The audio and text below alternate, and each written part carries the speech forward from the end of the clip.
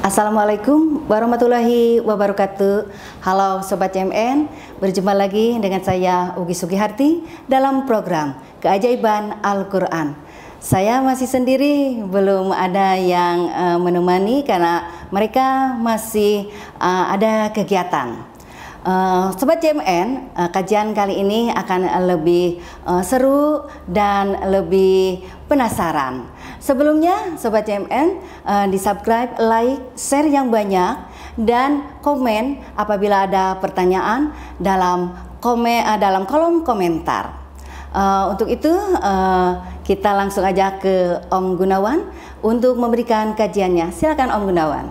Baik, halo sahabat semuanya. Assalamualaikum warahmatullahi wabarakatuh. Dan sahabat semuanya, untuk episode kali ini ada beberapa yang bertanya langsung ke saya. Ada beberapa materi yang minta diulang katanya, yaitu mengenai kesetaraan antara Al-Quran dan sholat. Jadi barangkali di episode sebelumnya kurang begitu jelas gitu ya. Saya akan coba memberikan satu penjelasan, mudah-mudahan lebih jelas lagi. Jadi sudah dijelaskan malah jadi tidak jelas.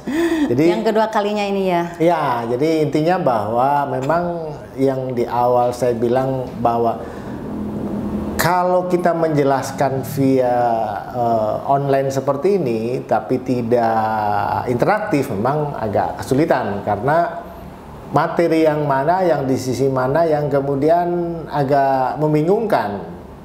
Jadi tidak bisa berinteraksi langsung. Nah, maka kami sediakan kolom komentar tuh. Kolom komentar, kalau ada yang bertanya, ada yang kurang jelas dan sebagainya. Nah, ini ada permintaan kebetulan dari Bogor. Halo Bogor.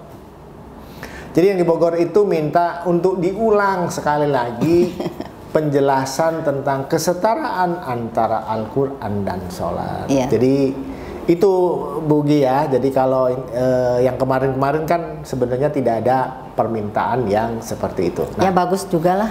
Ya, jadi ada. Biar paling tidak jelas. Begini, ketika suatu kajian atau suatu materi disampaikan, kemudian ada yang bingung, sebetulnya di memorinya sudah masuk. Artinya ada masuk ke penjelasannya, masuk, hanya mungkin penjelasan saya yang kurang jelas. Nah, saya akan mencoba menjelaskan ulang tentang kenapa sih kok Al-Quran dan sholat itu paralel. Gitu. Iya. Nah, kita ingat semua bahwa di akhir hayat Rasulullah berpesan kepada kita semua untuk tidak meninggalkan dua perkara. Kita sudah bahas ini sebenarnya, tapi kita ulangi lagi biar saya juga belajar lagi, kemudian teman-teman juga bisa lebih paham lagi. Jadi statement Rasulullah di akhir hayat beliau untuk tidak meninggalkan dua perkara. Yang pertama adalah Al-Quran,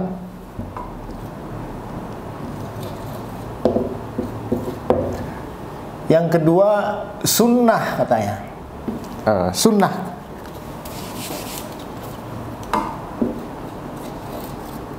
Jadi ada dua nih, Al-Quran dan sunnah. Ketika kalian berpegang teguh kepada keduanya, maka tidak akan tersesat. Nah, berarti kesimpulan dari apa yang disampaikan Rasulullah adalah Al-Quran dan sunnah.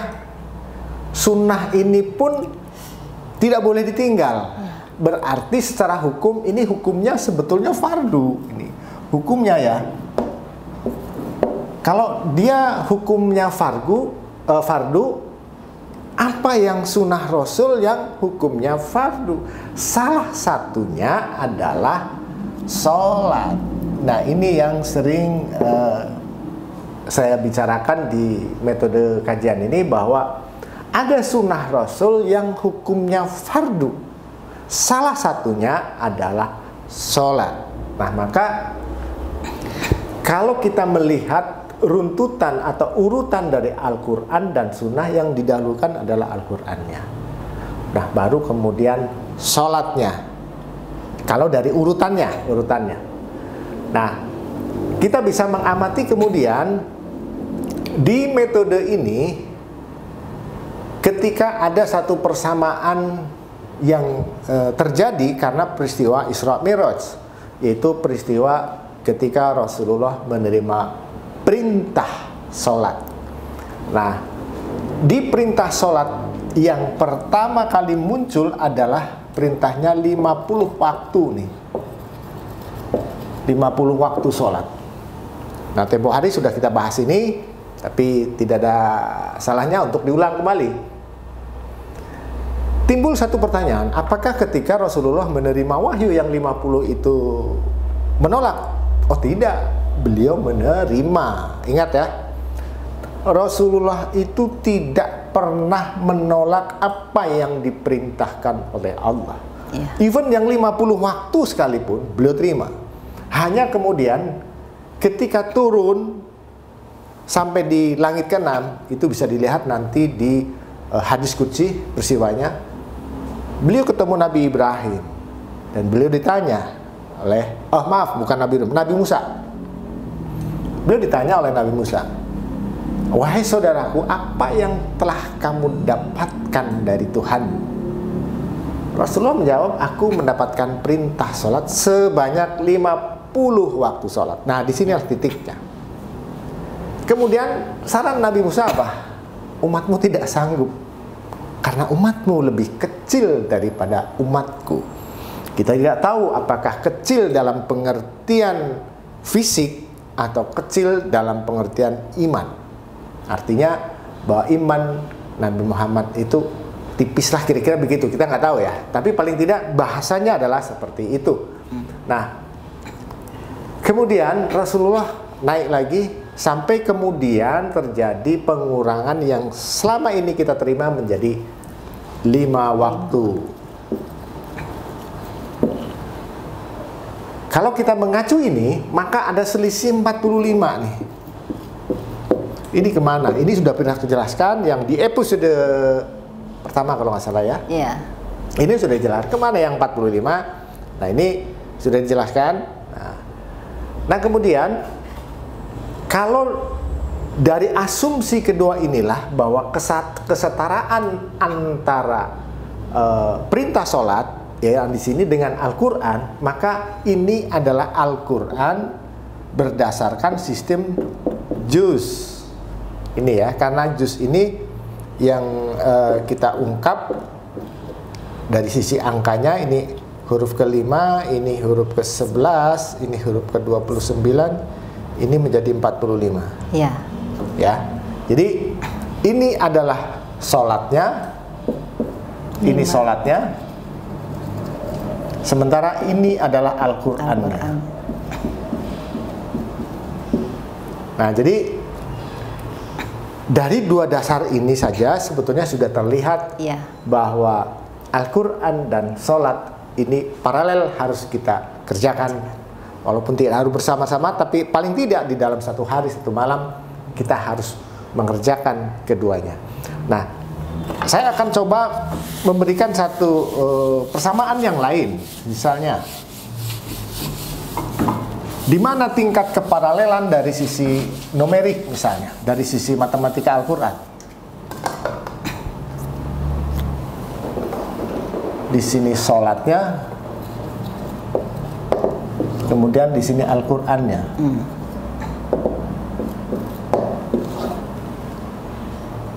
Kalau kita lihat di Al-Qur'an ada surat ke-86, yaitu surat At-Tariq. Ini artinya perjalanan malam. Perjalanan malam. Iya. Yang datang di waktu malam, sorry. Yang datang di waktu malam. Di malam hari. Yang datang di malam hari. Ya, waktu malam. Di malam hari. Hari.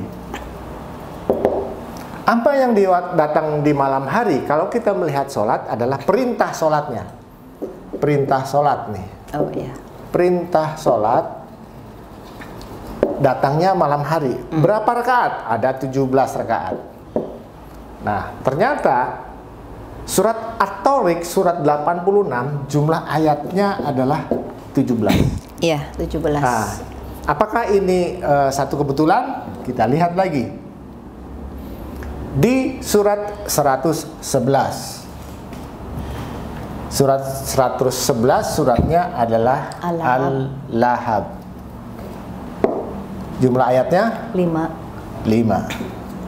Nah, sementara di dalam sholat ada 111 kali perubahan gerak yang diikuti dengan takbir. Yang diikuti dengan takbir, termasuk juga di dalamnya Sami Allahu liman hamidah, karena itu adalah perubahan gerak. 111 kali takbir ini dilakukan di dalam 5 waktu sholat. Ya. Jadi surat 111 ada 5 ayat, 11 kali. 111 kali takbir 111 di dalam kali. 5 waktu sholat. Nah, ini ada satu persamaan. Ya. Nah, kemudian yang ketiga, di dalam sholat ada doa di dalam duduk di antara 2 sujud, yaitu Rabbi firli warhamni wajburni warfa'ni warzukni wahdini wa'afini wa'afu anni. Ada 8 kali kita meminta, berdoa, memohon. Kalau kita amati lebih jelas, kalau kita pelajari, pahami lebih jelas 8 permintaan itu, coba renungkan baik-baik dan pahami baik-baik, dari 8 permintaan itu, permintaan apa yang belum tercover di dalam 8 doa itu tadi. Silahkan coba renungkan baik-baik sahabat di rumah ya. Dan kita lakukan sebanyak 17 kali 8 doa, karena di dalam setiap rakaat itu selalu ada 8 doa tadi. Maka kali 17 ini akan ketemu 136 kali kita berdoa, minta terus nih di dalam sholat selama 1 hari 1 malam dalam 5 waktu sholat. Kemudian kalau di dalam Al-Quran, karena tadi antara sholat dengan juz itu satu kesetaraan, yang 5 plus 45, maka juz dalam satu juz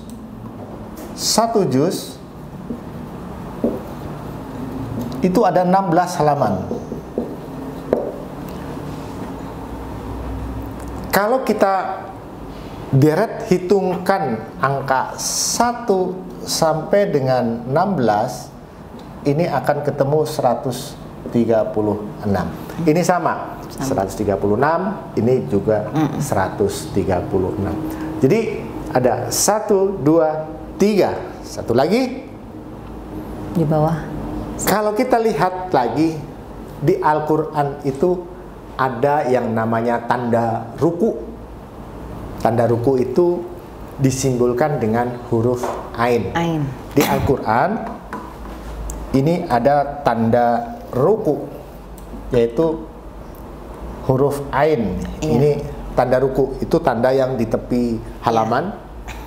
Ini berjumlah 558 huruf tanda ruku. Jadi jumlah tanda ruku totalnya dari Al-Fatihah sampai dengan An-Nas itu ada 558 ain. Nah, yang di sholat itu apa yang 558? Yaitu ketika tahiyat awal dan tahiyat akhir, kita selalu ada satu bacaan yang masuk dalam kategori rukun, yaitu ketika kita mengucapkan 2 kalimat syahadat. Asyhadu an la ilaha illallah wa asyhadu anna Muhammadar Rasulullah. Syahadat yang pertama itu adalah urusan kita dengan Allah, maka saya tidak akan membahas itu. Tapi syahadat kedua, yang urusan kita tentang kesaksian kita kepada Nabi Muhammad sebagai utusan Allah, itu bisa kita ungkap. Maka kata Muhammad di situ, wa ashadu anna Muhammad dan Rasulullah, itu bisa kita uraikan. Kata itu terdiri dari huruf mim, ha, mim, dal. Ini huruf ke-24, ini huruf ke-6, ini huruf ke-24 lagi, Ya. kemudian ini huruf ke-8. Nah, kalau ini dijumlah, keseluruhannya akan menjadi 62. Iya. Nah, ya. Dari 62 ini, sekali kita baca nilainya 62. Padahal dalam sehari semalam di tahiyat awal dan tahiyat akhir ada totalnya 9, karena subuh cuma 1, yaitu adanya tahiyat akhir. Maghrib 2, Isya 2, subuh 1, kemudian duhur 2, asar 2. Jadi ada 9 totalnya. Maka 62 kali 9. Ini juga akan ketemu 558. Nah, jadi yang di Bogor, ini pertanyaan yang dilontarkan, dari mana keparalelan atau kesetaraan antara Al-Quran dan sholat. Jadi paling tidak ada 6 sebetulnya. Yang pertama tadi adalah statement Rasulullah bahwa kita tidak boleh meninggalkan 2 perkara, Al-Quran dan sunnah. Tadi ada sunnah yang tidak boleh tinggal, Ibu ya, yaitu adalah sholat. Jadi Al-Quran dan sholat. Dan kemudian yang kedua adalah tentang metode 45 plus 5 yang kemudian menjadi 50. 45-nya adalah bicara tentang Al-Quran, sedangkan 5 adalah perintah sholat. Dan sisanya adalah tentang perintah sholat, tentang yang jumlahnya 17 rakaat, ada di dalam surat At-Tariq, di dalam tematiknya. At-Tariq jumlah ayatnya 17, yaitu yang datang di malam hari. Apa yang datang di malam hari? Yaitu perintah 17 rakaat. Nah, inilah sebagian kecil yang bisa saya sampaikan pada episode kali ini berdasarkan pertanyaan yang dari Bogor. Mudah-mudahan Pak Sofyan semangat terus ya. Ini salah satu jamaahnya Pak Sofyan yang bertanya ini. Jadi silakan untuk dipelajari kembali, mudah-mudahan bisa memuaskan. Saya minta jangan puas, karena ini masih ada dikaji terus, tapi paling tidak untuk saat ini bisa memberikan sedikit tambahan pengetahuan dari apa yang tadi dipertanyakan, yaitu tolong perjelas lagi tentang persamaan antara Al-Quran dan sholat. Jadi saudaraku semuanya, bahwa Al-Quran dan sholat itu sebenarnya satu kesatuan yang tidak bisa terpisahkan. Maka di dalam sholat pun ada rukun yang harus dibaca, salah satunya mengambil dari Al-Quran, yaitu suratul Fatihah. Dan demikian, mudah-mudahan bisa dipahami apa yang saya paparkan di episode ini. Mudah-mudahan kita semua selalu dalam lindungan Allah Subhanahu wa ta'ala. Cukup sekian, wabillahi taufiq wal hidayah. Wassalamualaikum warahmatullahi wabarakatuh. Waalaikumsalam warahmatullahi wabarakatuh. Demikian Sobat JMN, kajian tentang kesetaraan Al-Quran dan sholatnya, dan sholat. Mudah-mudahan lebih jelas dan bisa dimengerti. Dan jangan puas ya, selalu bertanya tentang kajian-kajian yang belum dipahami. Semoga Sobat JMN selalu sehat dan semangat selalu. Sampai ketemu lagi dengan dengan saya dalam episode berikutnya di program Keajaiban Al-Quran. Wassalamualaikum warahmatullahi wabarakatuh. Waalaikumsalam.